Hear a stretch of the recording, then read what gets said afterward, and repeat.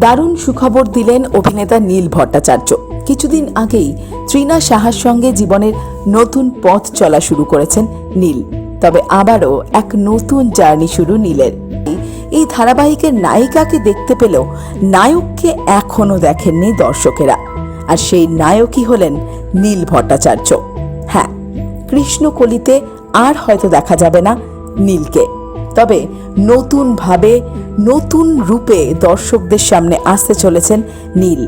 উমা ধারাবাহিকে মূল চরিত্রে অভিনয় করছেন নীল ভট্টাচার্য।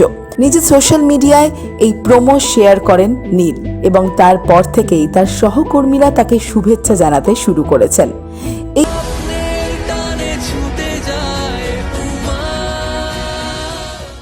টলিউড ফোকাস কলকাতা চ্যানেলটি আপনাদের ভালো লাগলে লাইক করুন, সাবস্ক্রাইব করুন এবং আপনাদের প্রিয় ভিডিওটি অবশ্যই শেয়ার করুন। Tollywood focus Kolkata.